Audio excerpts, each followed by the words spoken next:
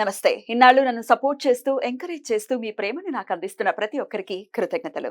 అలాగే ఈ వీడియో కూడా ఖచ్చితంగా మీకు ఉపయోగపడుతుంది. లైక్, షేర్ అండ్ సబ్స్క్రైబ్ చేసి మీ సపోర్ట్‌ని నాకు అందించండి. అలాగే ఈ వీడియో పట్ల మీకున్న అభిప్రాయాన్ని కామెంట్ సెక్షన్‌లో కామెంట్ చేసి తెలియజేయండి. ఇప్పుడు వీడియోని చూద్దాం. నమస్తే, వెల్కమ్ టు అవర్ ఛానల్. నేను పద్మిని. ప్రస్తుతం మనతో పాటు astrologer, tarot card reader and crystal healer Anupama గారు ఉన్నారు. మాట్లాడదాం. అనుపమ గారు నమస్తే అండి. నమస్తే పద్మిని గారు. ఎలా ఉన్నారు అనుపమ గారు? బాగున్నానండి, థ్యాంక్ యూ. ఫైన్. అనుపమ గారు, పంచగ్రహ కూటమి, ఆ కూటంలోనే ఉన్నాం ఇప్పుడు. ఆల్రెడీ పంచగ్రహ కూటంలోనే ఉన్నాము. చాలా మంది చెప్పేది ఏంటి అంటే పంచగ్రహ కూటమి 5th and 6th వస్తోంది అని అంటున్నారు, విచ్ ఇస్ నాట్ కరెక్ట్. షష్టగ్రహ కూటమి అప్పుడు జరగబోతోంది. బట్ ఇప్పుడు ప్రెసెంట్ మాత్రం ఎప్పటి వరకు ఉందండి పంచగ్రహ కూటమి? 5th మనకి పంచగ్రహ కూటమి 15th వరకు ఉంటదండి. సో జూన్ 15th వరకు పంచగ్రహ కూటమిలోనే ఉంటాం మనం. రైట్. అసలు ఈ పంచగ్రహ కూటమి ఏ గ్రహాల ద్వారా ఏర్పడుతోంది? అలాగే షష్టగ్రహం అంటే 6 గ్రహాలు, మరి ఆ షష్టగ్రహ కూటమి ఎప్పుడు ఏర్పడుతోంది? ఏంటి దీనివల్ల? అంటే గ్లోబల్ గా ఏమైనా ఇంపాక్ట్స్ ఉంటాయా? పర్సనల్ ఇండివిజువల్ గా మన లైఫ్స్ లో కూడా ఏమైనా ఇంపాక్ట్ ఉంటుందా? What is your analysis Anupama గారు? షష్టగ్రహ కూటమి అయితే మనకి రేపు ఆల్రెడీ జూన్ 1st కి యురేనస్, మనం చాలా మంది నెగ్లెక్ట్ చేస్తారండి. వేదిక్ ఆస్ట్రాలజర్స్ యురేనస్ ని కన్సిడర్ చేయరు, వెస్టర్న్ లో కన్సిడర్ చేస్తారు. కానీ వేదిక్ లో కూడా మనం కన్సిడరేషన్ ఎక్కడ తీసుకోవాలంటే మండేన్ ఆస్ట్రాలజీ, అంటే గ్లోబల్ ఈవెంట్స్ ప్రెడిక్షన్స్ చేయడానికి మనకి ఈ ప్లానెట్స్, అవుటర్ ప్లానెట్స్ మనకి చాలా ఇంపార్టెంట్ అయిపోతాయి అన్నమాట. For example Neptune, Uranus, Pluto, ఈ 3 గ్రహాలు రవికి దూరంగా ఉంటాయి, పృథ్వీ పైన ఎఫెక్ట్స్ పడవు అని అనుకుంటూ ఉంటాం మనం. లేదండి, పడతాయి. డెఫినెట్లీ పడతాయి. అంటే ఇవి జనరేషనల్ గా చేసే చేంజెస్ అన్నమాట. ఒక కంప్లీట్ ఒక జనరేషన్ ని మార్పు తీసుకొచ్చే ప్లానెట్స్ అన్నమాట ఇవి. సో ఇంపాక్ట్ కొద్దిగా తక్కువ కనబడుతుంది డే టు డే రొటీన్ లో, కానీ ఎక్కువ కాలం ఉంటుంది కాబట్టి ఒక రాశిలో. ఎంతండి సుమారుగా యురానస్? ఇప్పుడు యురానస్ వచ్చేసి మనకి 84 సంవత్సరాలు పడుతుందండి మొత్తం ఒక రెవల్యూషన్ కంప్లీట్ చేయడానికి. అంటే ఏ రాశి నుంచి మొదలెట్టుకుంటే మళ్ళీ ఆ రాశి దగ్గరికి రావడానికి 84 years పడుతుంది. అంటే ఒక రాశిలో 7 సంవత్సరాలు ఉంటది అనమాట యురేనస్. సో ఇప్పుడు యురేనస్ వృషభ రాశిలోకి ఎంటర్ అయింది. మేషం అగ్నితత్వ రాశి నుంచి ఇప్పుడు భూతత్వ రాశిలోకి ఎంటర్ అయింది. అక్కడే ఆల్రెడీ మనకి కొన్ని గ్రహాలు ఉన్నాయి. గురువు, శుక్రుడు, బుధుడు, రవి, ఈ 4 గ్రహాలు ఉన్నాయి. సో ఇప్పుడు యురేనస్ మనకి మొన్న జూన్ 1st కి ఎంటర్ అయినప్పుడు పంచగ్రహ కూటమి లాగా మనం కన్సిడర్ చేసుకోవచ్చు. కానీ జూన్ 5వ తారీఖు 6వ తారీఖు మాత్రం చంద్రుడు ఎంటర్ అవుతాడు కాబట్టి మనకి షష్టగ్రహ కూటమి ఏర్పడుతుంది. సో జనరలీ ఆల్రెడీ మనకు ఒకసారి కోవిడ్ ఇన్సిడెంట్ జరిగింది కాబట్టి షష్టగ్రహ కూటమి అంటే రకరకాలుగా భయాలు ఉన్నాయి జనాలలో. అదే కోవిడ్ రావడం, లాక్డౌన్ రావడం, అట్లాంటి సిచ్యువేషన్స్ ఉండవు. ఎందుకంటే ఇక్కడ మనకి ఆ వాయుతత్వం ఎక్కడ కనిపించట్లేదు. అంటే బ్రీదింగ్ ఇష్యూస్ కి, వైరస్ స్ప్రెడ్ అవ్వడానికి అట్లాంటి ఇష్యూస్ కనబడట్లేదు. కానీ యురేనస్ అనే ఈ గ్రహం ఏంటి అంటే బేసికలీ మనకి కొద్దిపాటిగా హయ్యర్ వర్షన్ ఆఫ్ బుధుడు అని చెప్పుకోవచ్చు అనమాట. ఓకే, మనకి ఏరోస్పేస్ ఇండస్ట్రీస్ అవ్వచ్చు, sudden shocks, sudden earthquakes రావడానికి, భూకంపాలు రావడానికి, ఏదైనా సడన్ గా జరిగిపోవడానికి అన్నమాట. ఎందుకంటే రూలింగ్ వచ్చేసి కుంభరాశిని రూల్ చేస్తారు యురేనస్. మనకి తెలుగులో ఏమంటారంటే అరుణుడు అని కొంతమంది అంటారు, ప్రజాపతి అని కొంతమంది అంటారు, ఇంద్రుడు అని కొంతమంది అంటారు. సో ఇప్పుడు ఇంద్రుడి నేచర్ మనకి స్వతహాగా మైథలాజికల్ స్టోరీస్ తెలిసిన ప్రకారం అయితే కొద్దిగా అగ్రెసివ్ గానే ఉంటూ ఉంటారు. కాబట్టి ఈ ప్లానెట్ కొద్దిగా ఇరెటిక్ బిహేవియర్ ఉంటుంది అనమాట. అంటే రెబెల్ గా ఉండే ఛాన్సెస్ ఎక్కువ ఉంటాయి. ఆ డామినెన్స్ అంతా కూడా కొద్దిగా రెబెలియన్ గా ఉంటుంది అనమాట. సో ఎప్పుడైతే ఇలాంటి గ్రహము మనకి భూతత్వ రాశిలోకి ఎంటర్ అయ్యి 0 degrees లో ఉంటుంది ఇప్పుడు ప్రెసెంట్ గా. ఎందుకంటే స్లో మూవింగ్ ప్లానెట్, మనం శనినే అనుకుంటాము, శని కంటే ఇంకా స్లో మూవింగ్ ప్లానెట్ కాబట్టి 0 degrees టారస్ లో ఉంది ఇప్పుడు ప్రెసెంట్. అంటే కృతికా నక్షత్రంలో ఉంటుంది. అక్కడే మనకి గురుడు 8 degrees లో కృతికాలోనే ఉంటారు. బుధుడు కూడా మనకి ఇంచుమించు 3 degrees 4 degrees 7 degrees ఉంది. 7 degrees బుధుడు మనకి కృతికాలో ఉంటారు. రోహిణిలో రవి అండ్ శుక్రుడు 20-21 degrees క్లోజ్ కంజంక్షన్స్ లో ఉంటాయి. అండ్ తర్వాత మళ్ళీ చంద్రుడు ఎంటర్ అవుతాడు. సో చంద్రుడు కూడా కృతికాలోనే, అంటే ఒక 4 గ్రహాలు కృతికా నక్షత్రంలోనే ఉంటాయి అన్నమాట. ఆల్రెడీ మనకు తెలిసింది ఏంటంటే కృతికా నక్షత్రం అగ్నితత్వ నక్షత్రం. అండ్ సింబల్ కూడా మనకి రేజర్, ఫైర్, కత్తి, ఇవన్నీ తోటి మనం కన్సిడర్ చేసుకుంటాం. సో ఒక ఎరేటిక్ బిహేవియర్ ఉన్న గ్రహము కృత్తికాలోకి ఎంటర్ అయినప్పుడు గురుడు ఆల్రెడీ మనకి వాయుతత్వ గ్రహంగా మనం చెప్పుకుంటాం, ఆకాశ తత్వంగా చెప్పుకుంటాం కాబట్టి ఈ ప్లానెట్స్ అన్ని కూడా ఒక క్లస్టర్ ఆఫ్ ఎనర్జీస్ వచ్చేసరికి ఎక్స్ప్లోజన్స్ అయ్యే ఛాన్సెస్ ఎక్కువ ఉంటాయండి మనకి. అందులో యురేనస్ ఏంటంటే 84 years అని చెప్పాను కదా, క్రితం జరిగిన ట్రాన్సిట్ ఎప్పుడు అని అంటే 1940వ సంవత్సరంలో జరిగింది ట్రాన్సిట్. అప్పుడు టారస్ లో ఉన్నారు, అప్పుడు వృషభంలో ఉన్నారనమాట యురేనస్. అప్పుడు ఏం జరిగింది? 1940లో మనకి యాక్చువల్ గా సెకండ్ వరల్డ్ వార్ స్టార్ట్ అయిందండి.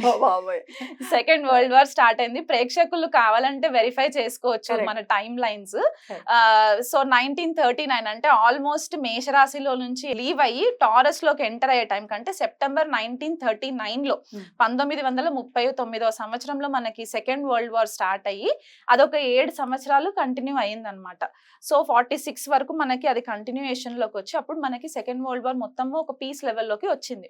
సో ఆ దేశాల పైన యుద్ధాలు జరగడం, రకరకాల ఇష్యూస్ మనం ఫేస్ చేసాము, ఫైర్ ఎక్స్ప్లోషన్స్ ఇట్లాంటివన్నీ చూసాం. సో ఇప్పుడు కూడా ఇంచుమించు వార్ వస్తుందా అంటే నేను 100% వార్ వస్తుంది రావాలని ఏం లేదు, వరల్డ్ వైడ్ గా ఎక్కడైనా వరల్డ్ వైడ్ గా ఎక్కడ. ఇప్పుడు ఓన్లీ మన ఇండియాకే జరగాలని లేదు కదా, గ్లోబల్ గా ఎక్కడైనా జరగచ్చు. ఇప్పుడు యుక్రెయిన్ లో ఆల్రెడీ ఎట్లాంటి వాతావరణం ఉందో మనకు తెలుసు. సో ఇది ఇంకొంచెం ఎన్హాన్స్ చేస్తుందని అనుకోవచ్చా ఈ గ్రహ కూటమి? అవునండి, అవుతుంది. యుఎస్ తోటి కూడా కొద్దిగా ఇష్యూస్ రావడము, యుఎస్ రష్యా యుక్రెయిన్ కి ఇష్యూస్ రావడము, మళ్ళీ ఇప్పుడు మనకి ఇక్కడ అరబ్ కంట్రీస్ లో కూడా మనకి కొద్దిపాటిగా ఇష్యూస్ రావడము, ఇండియా వైపు కూడా మనకి ఇప్పుడు ఇండియా ప్రకారం తీసుకుంటే మన భారతదేశ ఇండిపెండెన్స్ వచ్చిన చార్ట్ ప్రకారం చూసుకుంటే గనక మనది వృషభ లగ్నం అవుతుంది. సో లగ్నంలోనే మనకి షష్టగ్రహ కూటమి అనేది ఏర్పడుతుంది. ఈ రిజల్ట్ మనకి ఆ రోజే కనిపిస్తుందా అంటే ఆ రోజు కనిపించక్కర్లేదు. ఇది ఒక ప్రాసెస్, స్లో మూవింగ్ ప్రాసెస్ కాబట్టి it will take some time అన్నమాట. ఆ మొత్తం ఎనర్జీస్ అంతా కల్మినేట్ అయ్యి మనకు ఒక ఎండ్ రిజల్ట్ రావడానికి. కాకపోతే ఇక్కడ మనకి ఇంటర్నేషనల్ లెవెల్లో కూడా మనకి కొద్దిపాటిగా ఇప్పటి వరకు ఏదైతే మనకి ఆ ఫ్రీనెస్ ఉండిందో in terms of international leaders తోటి మనకి కమ్యూనికేషన్స్ అవ్వచ్చు, లేకపోతే మనకి వాళ్ళతో ఉన్న ఫ్రెండ్షిప్స్ అవ్వచ్చు, కొద్దిపాటిగా డిస్టర్బ్ అయ్యే ఛాన్సెస్ ఉంటాయండి. మన నేషనల్ లీడర్స్ కి కూడా కొద్దిపాటిగా థ్రెట్ ఉండే ఛాన్సెస్ కూడా ఉన్నాయి రాజకీయ నాయకులకి. అండ్ మనకి ఇంకొకటి ఏంటి అంటే ఇప్పుడు ఇండియా చార్ట్ అని చెప్పేసి అనుకున్నాం కాబట్టి మనకి నార్త్ లో ఎక్కువ ఇది చూసుకుంటే భూకంపాలు వచ్చే ఛాన్సెస్ మనకి నార్త్ లో ఎక్కువ కనబడుతూ ఉంటాయి. సో ఈ గ్రహాలన్నీ వీక్షణ మనకి వృశ్చిక రాశి పైన పడుతుంది. ఇప్పుడు అందరి కళ్ళంతా వృశ్చిక రాశి పైన ఉంటుంది అనమాట. ఎందుకు అంటే ఈ షష్టగ్రహాలన్నీ కూడా 7th ఆస్పెక్ట్ వృశ్చిక రాశి పైన పడుతుంది. కుజుడు ఆల్రెడీ మేషరాశిలోకి ఎంటర్ అయ్యి మేషరాశి నుంచి 8వ ఆస్పెక్ట్ వృశ్చిక రాశి పైన పడుతుంది. రాహు 9వ దృష్టి మనకి వృశ్చిక రాశి పైన పడుతుంది. అండ్ ఇక్కడ కుజుడు ఆల్రెడీ శని వీక్షణలోనే ఉన్నారు. సో మొత్తం 9 గ్రహాలు వృశ్చిక రాశి పైన పడుతుంది చూపు. అండ్ షష్టగ్రహ కూటమి మాత్రం వృషభ రాశిలో జరుగుతుంది. సో మన లైఫ్ లో ఎట్లాంటి ఈవెంట్స్ అంటే మనకి వృషభ రాశికి సంబంధించిన కారకత్వాలు, వృశ్చిక రాశికి సంబంధించిన కారకత్వాలు ఎఫెక్ట్ అయ్యే ఛాన్సెస్ ఉంటాయి. సో మనకి నార్త్ ఇండియాలో భూకంపాలు వచ్చే సంఘటనలు, సౌత్ ఇండియాకి వచ్చేసరికి ఎస్పెషల్లీ తెలుగు రాష్ట్రాలు, తమిళనాడు, కర్ణాటక, కేరళ ఇటువైపు ఫ్లడ్స్ వచ్చే ఛాన్సెస్ ఎక్కువ ఉంటాయి. వర్షాలు, సునామీస్, సైక్లోన్ ఎఫెక్ట్స్, దానివల్ల కొద్దిగా జన నష్టము. అండ్ మనకి ఇంకొకటి ఏంటంటే మనకి టారస్ వృషభ రాశి మనకి అగ్రికల్చర్ కి కూడా సంబంధించింది. అంటే పంటలు, పాడి పంటలు ఇవన్నిటికీ కూడా మనకి ఫుడ్ రిసోర్సెస్ కాబట్టి అక్కడ పంట నష్టం కొద్దిగా జరగడం, వర్షాల వల్ల, బీభత్సమైన వర్షాల వల్ల కొద్దిగా పంట నష్టం జరగడము. అండ్ టారస్ మనకి ఫైనాన్షియల్ రిజర్వ్స్ కూడా కదా. సో ఫైనాన్షియల్ గా కూడా మనకి కొద్దిపాటిగా డిస్టర్బెన్సెస్ రావడము, సడన్ చేంజెస్ రావడము, గ్లోబల్ అంటే మనకి ఇంటర్నేషనల్ లెవెల్ అండ్ మనకి నేషనల్ లెవెల్లో కూడా ఫైనాన్షియల్ రీస్ట్రక్చరింగ్ జరిగే ఛాన్సెస్ ఈ షష్టగ్రహ కూటమి ఎఫెక్ట్స్ వల్ల జరిగే ఛాన్సెస్ ఉన్నాయి. అండ్ అది కాకుండా స్పెసిఫిక్ గా ఇది ఎవరికి ఎక్కువ వర్తిస్తుంది అంటే ఇండివిజువల్ హారోస్కోప్స్ లో కూడా సడన్ గా ఫైనాన్షియల్ రిసెంట్మెంట్ రావడము. అండ్ ఇంకొకటి ఏంటి అంటే స్టాక్స్ లో ఇన్వెస్ట్మెంట్స్ చేస్తూ ఉంటారు కొంతమంది. స్టాక్స్ లో సడన్ గా లాసెస్ ఫేస్ చేయడము, ఒక కన్ఫ్యూజన్ కైండ్ ఆఫ్ ఎనర్జీస్ మనకి కనబడతాయండి ఈ Okay. షష్టగ్రహ కూటమి ఎఫెక్ట్స్ వల్ల. ఎన్నాళ్ళు ఉండొచ్చు ఈ ఇంపాక్ట్స్ అంతా కూడా? ఈ షష్టగ్రహ కూటమి అయితే మనకి 2 రోజులు ఉంటుంది. ఉంటుంది. జూన్ పంచగ్రహం 5. అయితే? పంచగ్రహం అయితే మనకి జూలై 15వ తారీఖు వరకు ఉంటుంది. అంటే రవి మనకి వృషభ రాశిలో నుంచి మిథునంలోకి వచ్చేయాలి. తర్వాత శుక్రుడు కూడా మిథునంలోకి వచ్చేస్తారు. అప్పుడు బుధుడు కూడా వచ్చేస్తాడు కాబట్టి ఇంకా లాస్ట్ మిగిలిన గ్రహాలు ఏంటి అంటే గురుడు అండ్ యురేనస్ 2 కలిసి ఉంటాయి కాబట్టి ఇది మనకి long lasting effect. Next year కి మనకి కొద్దిపాటిగా డిస్టర్బెన్సెస్ ఇంకెక్కువ విట్నెస్ చేయడానికి ఉంటదండి. అది మనకి మండేన్ లెవెల్లో చెప్పుకునే అంశాలు అన్నమాట ఇవి. ఇండిపెండెన్స్ కి ఒకసారి చెప్పండి, ఏ రాశి వాళ్ళకి ఎలా ఉంటుంది అనేది ఒకసారి చెప్పండి. ఒకవేళ నెగటివ్ ఇంపాక్ట్స్ గనుక ఉంటే వాళ్ళు ఏం చేసుకోవచ్చు ఈ ఇంపాక్ట్ నుంచి బయటపడటానికి అనేది కూడా ఒక్కసారి. ఇక మకర రాశి వారికి మకర రాశి వాళ్ళకి పంచమంలో జరుగుతుంది కాబట్టి ఇక్కడ వీళ్ళకి స్పెక్యులేటివ్ బిజినెస్ సేమ్ మనము కర్కాటక రాశి వాళ్ళకి ఎట్లాగైతే చెప్పుకున్నామో ఇక్కడ వీళ్ళకి కూడా స్పెక్యులేటివ్ బిజినెస్ కి సంబంధించి ఇన్వెస్ట్మెంట్స్ కొద్దిపాటిగా కేర్ఫుల్ గా, అండ్ మకర రాశి వాళ్ళు చాలా మటుకు రియల్ ఎస్టేట్ సైడ్ కూడా ఉండే ఛాన్సెస్ ఎక్కువ ఉంటాయి.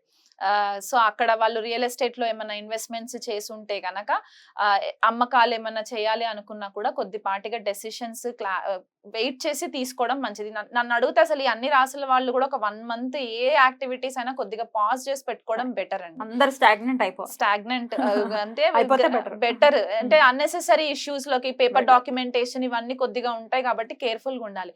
పిల్లలకి సంబంధించి మకర రాశి వాళ్ళకి గనక ఏమన్నా లాంగ్ టర్మ్ ప్లానింగ్ ఏదైనా ఉంటే గనక అది కొద్దిపాటిగా ఫేవరబుల్ అయ్యే ఛాన్సెస్ ఉంటాయి. సడన్ ఫేవరబుల్, ఎందుకంటే 2 గ్రహాలు గురు గ్రహాలు అక్కడ ఉన్నాయి, గురువు అండ్ శుక్రుడు ఉన్నారు కాబట్టి అదొక పాజిటివ్ గా మనం కన్సిడర్ చేసుకోవచ్చు కాబట్టి అదొకటి హెల్ప్ అయ్యే ఛాన్సెస్ ఉంటాయి వాళ్ళకి. సో ఓవరాల్ గా అన్ని రాసుల వాళ్ళకి కూడా చెప్పారు కాబట్టి ఏదైనా రెమెడీ ఉందా?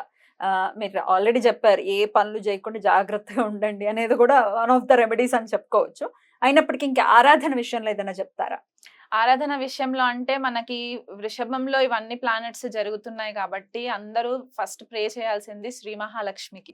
ఎందుకంటే మనకి రిసోర్సెస్, ఫైనాన్షియల్ రిసోర్సెస్ అవ్వచ్చు, అబండెన్స్ అవ్వచ్చు, భూమికి సంబంధించి పంటలు ఇవన్నీ కూడా వృషభ రాశికే సంబంధించి ఉంటాయి కాబట్టి శ్రీ మహాలక్ష్మికి ఆరాధన చేసుకోవడము, లక్ష్మి అష్టోత్తరం చదువుకోవడము, ఆవు నెయ్యితో దీపం పెట్టడము ఇట్లాంటివి రెగ్యులర్ గా చేయాలి 1 month కూడా. అండ్ ఇంకొకటి ఏంటి అంటే మనకి స్కార్పియో కూడా యాక్టివ్ అయిపోయి ఉంది కాబట్టి అండ్ ఈ మెయిన్ ప్లానెట్స్ ఏవైతే ఉన్నాయో ఈ గ్రహాలన్నీ కూడా కృతికాలో జరుగుతున్నాయి కాబట్టి యుతి మొత్తం కృతికాలో ఉంది కాబట్టి సుబ్రహ్మణ్యేశ్వర స్వామి ఆరాధన చాలా ఇంపార్టెంట్. స్కంద కవచము డైలీ ఒక్కసారైనా సరే ఉదయం లేవగానే స్నానం అవన్నీ చేసేసుకున్న తర్వాత స్కంద కవచము చదవడానికి రాకపోయినా కనీసం ఇంట్లో ప్లే చేయండి. ఎందుకంటే మనం ఈ ఎనర్జీస్ అన్ని కూడా మనల్ని కొద్దిపాటిగా ర్యాష్ డెసిషన్స్ తీసుకునే ఛాన్సెస్, ర్యాష్ డ్రైవింగ్స్ ఇవి జరిగే ఛాన్సెస్ ఉంటాయి కాబట్టి మనల్ని మనం ప్రొటెక్ట్ చేసుకోవడానికి and at the same time ధర్మబద్ధంగా దేశ సంరక్షణ కోసం కూడా మనం ఆలోచించాలి కాబట్టి స్కంద కవచము రెగ్యులర్ గా వినడము ఇదొకటి చాలా ఇంపార్టెంట్. వీలు కుదిరితే సుబ్రహ్మణ్యేశ్వర స్వామికి అర్చన అభిషేకాలు చేసుకోవచ్చు. రైట్ అండి, చాలా బ్యూటిఫుల్ గా ఎక్స్ప్లెయిన్ చేశారు. డెఫినెట్లీ, ఎందుకంటే యురేనస్ ని కన్సిడర్ చేస్తూ గనుక ఒకవేళ ప్రిడిక్షన్ ఇస్తే ఎంత అక్యురేట్ గా ప్రిడిక్షన్ వస్తుంది అనేది చెప్పటం అనేది ఎవరికి వారు దాన్ని చూడాల్సిందే కదా. చాలా మంది కన్సిడర్ చెయ్యరు కానీ ఇంత మేజర్ రోల్ ని ప్లే చేస్తారు. యురేనస్ అవ్వచ్చు, నెప్ట్యూన్ అవ్వచ్చు, డెఫినెట్ గా రోల్ ని ప్లే చేస్తారు. మీరు కూడా మీ ప్రిడిక్షన్ లో మీరు చూస్తారా? చూస్తానండి, డెఫినెట్లీ చూస్తాను. అంటే మనకి యురేనస్ ఆస్ట్రాలజీకి చాలా ఇంపార్టెంట్ ప్లానెట్ అన్నమాట, జ్యోతిష్య విద్యకి అండ్ ఏరోస్పేస్ ఇండస్ట్రీకి కూడా చాలా ఇంపార్టెంట్. ఎందుకంటే కుంభరాశిలో రూల్ చేసినా సరే శతభిష నక్షత్రం మనకి యురేనస్ కి కన్సిడర్ చేస్తారు బేసికల్ గా. అండ్ మనకి ఇక్కడ వృశ్చిక రాశిలో ఉచ్చ పొందుతారు అండ్ వృషభంలో నీచబడతారు. సో చాలా అద్భుతంగా వివరించారు. ఈ నెల్లాళ్ళు కూడా వీలైతే కూడా అందరూ చాలా జాగ్రత్తగా ఉంటూ అటు సుబ్రహ్మణ్యేశ్వర స్వామి ఆరాధన అండ్ లక్ష్మీదేవి ఆరాధన చెప్తున్నారు కాబట్టి అవి చేసుకుంటూ అందరికీ ప్రశాంతవంతంగా ఈ సమయం వెళ్ళాలని మనస్ఫూర్తిగా కోరుకుంటూ చక్కగా మాకు తెలియజేశారు. కృతజ్ఞతలండి. నమస్తే. నమస్తే అండి.